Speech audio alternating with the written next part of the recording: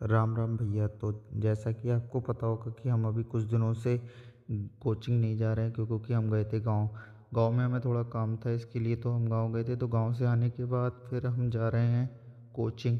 तो आज कोचिंग जा रहे थे तो हमें ये भी डर लग रही थी कि मैम क्या बोलेंगी। तो फिर उसके बाद हम कोचिंग आ जाते हैं। कोचिंग आके हमने पढ़ी फिजिक्स। फिजिक्स काफ़ी 2 घंटे तक चली थी। 2 घंटे चलते चलते फिर मैम ने मुझसे पूछा कि तुम इतने दिन कहाँ थे। मैंने कहा मैम गाँव गया था। फिर उसके बाद हमने मैथ पढ़ी। मैथ का लेक्चर आज सिर्फ एक ही था भैया, डिप्रेशन के सवाल कुछ ज़्यादा ही हार्ड हो रहे थे।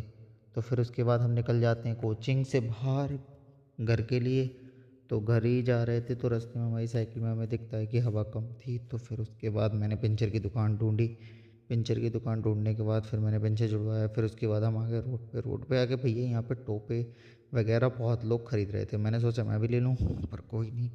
मेरे को ठंड भी लग रही थी क्योंकि हवा आज बहुत ज़्यादा चल रही थी रोड पे।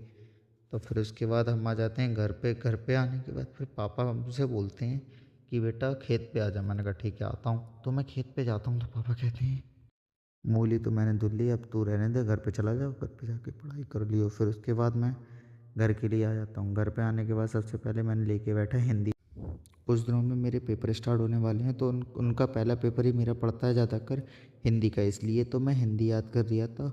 और भी मैंने फिजिक्स भी पढ़ी, केमिस्ट्री भी पढ़ी। उनको रिवाइज़ करने के बाद मैथ के मैंने कुछ क्वेश्चन थे उनको सॉल्व करा। वो वीडियो मैंने बनाई नहीं है, तो वो वीडियो मैं नेक्स्ट एपिसोड में अपने डाल दूँगा, तो आप मेरे को देख लेना। और गाइस मेरे को फॉलो करो, लाइक करो यार।